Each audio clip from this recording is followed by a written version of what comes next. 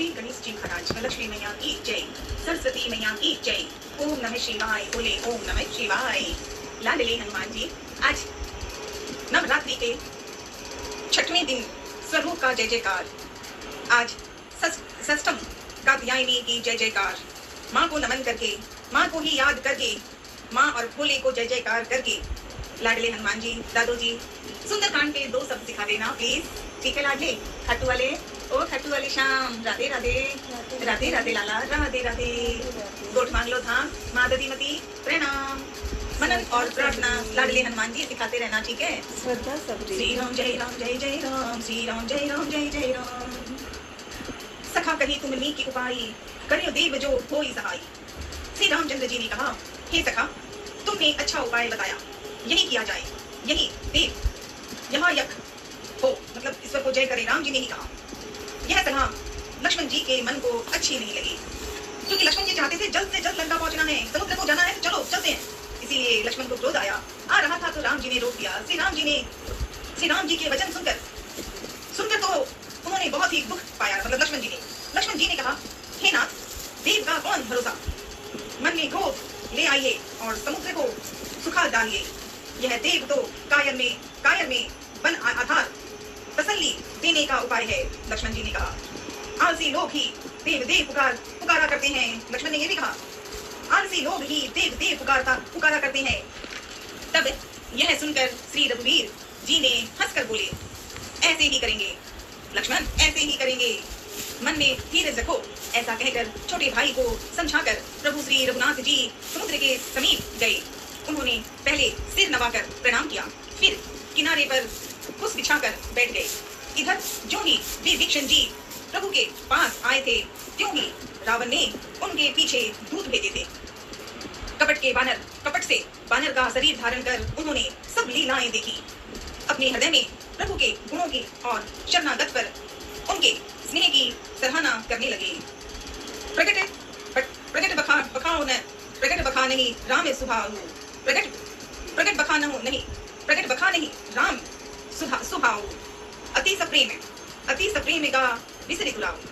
फिर वे प्रकट रूप में भी अत्यंत प्रेम के साथ श्री राम जी के स्वभाव की बढ़ाई करने लगे। उन्हें दुराव कपट देश भूल गया। सब बानरों ने जाना कि ये शत्रु के दूत हैं, और वे उन सबको बांधकर सुग्रीव के पास ले आए। सुग्रीव ने कहा, सब बानरों सुनो, राक्षसों के अंग भंग करके भेज दो। सुग्रीव के वचन सुनकर बानर दौड़े।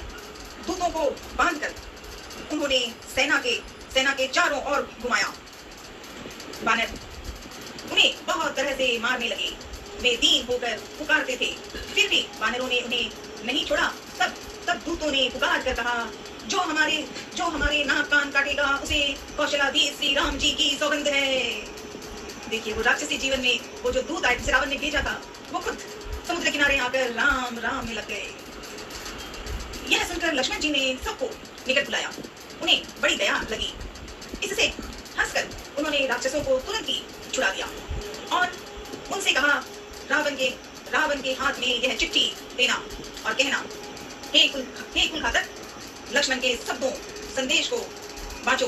फिर उस मूर्ख ने मुझसे जबानी यह मेरा उदार कृपा से भरा हुआ संदेश कहना कि सीता जी को देकर उनसे, मतलब श्री राम जी से मिलो, नहीं तो तुम्हारा काल आ गया, समझ लो। लक्ष्मण जी ने ये बात कह दी। तुरंत नाई लक्ष्मण पदमाता चले दूत बरनत गुण गाथा। लक्ष्मण जी के चरणों में मस्तक नवाकर श्री राम जी के गुणों की कथा वर्णन करते हुए दूत तुरंत ही चल दिए। श्री राम जी का यश करते हुए वे लंका में आए और उन्होंने रावण के चरणों में सिर नवाया और दसमुख रावण ने हंसकर बात पूछी। रावण ने पूछी, अरे सुख, अपनी कुशल क्यों नहीं बताता, क्यों नहीं कहते हो? फिर उस विभीषण का समाचार सुना। फिर रावण कह रहा है, फिर उस विभीषण का समाचार सुना। मृत्यु जिसके अत्यंत निकट आ गई है। मूर्ख ने राज्य करते हुए लंका को त्याग दिया, अभागा। अब जौ की कीड़े धुन बनेगा। जौ के साथ जैसे धुन भी पीस जाता है, वैसे ही नर बानरों के साथ वह भी मारा जाएगा। रावण खुद ही कह रहा है, दूत को ही कह रहा है रावण। फिर भालू और वानरों की सेना का हाल वह जो कठिन काल की प्रेरणा से यहाँ चली आई है और जिनके जीवन का रक्षक कोमल चित्त वाला बेचारा समुद्र बन गया है, अर्थात उनके और राक्षसों के बीच में यदि समुद्र न होता तो अब तक तो राक्षस उन्हें मार कर खा गए होते। फिर उन तपस्वियों की बात कहो, बताओ, जिनके हृदय में मेरा बड़ा डर है। रावण ये खुद कह रहा है कि जिनके हृदय में मेरा बड़ा डर है, उनसे मेरी भेंट हुई या वे कानों से मेरा सुयस सुनकर ही लौट गए। रावण ने ये भी कहा, रावण ने दूत को ये सब तो कहा और ये भी कहा कि उनसे मेरी भेंट हुई या वे कानों से मेरा सुयस सुनकर ही लौट गए। शत्रु सेना का तेज और बल बताता क्यों नहीं? अब रावण कह रहा है, शत्रु सेना का तेज और बल बताता क्यों नहीं? तेरा चित्त बहुत ही चकित भौचक्का सा हो रहा है। नाथ कृपा करे पूछूं जैसे मानहूं कहा क्रोध तजी जैसे। तब दूत ने कहा, हे नाथ, आपने जैसे कृपा करके पूछा है वैसे ही क्रोध छोड़कर मेरा कहना मानिए, मेरी बात तक विश्वास कीजिए। जब आपका छोटा भाई श्री राम जी से जाकर मिला तब उसके पहुंचते ही श्री राम जी ने उसको राज तिलक कर दिया, मतलब विभीषण को।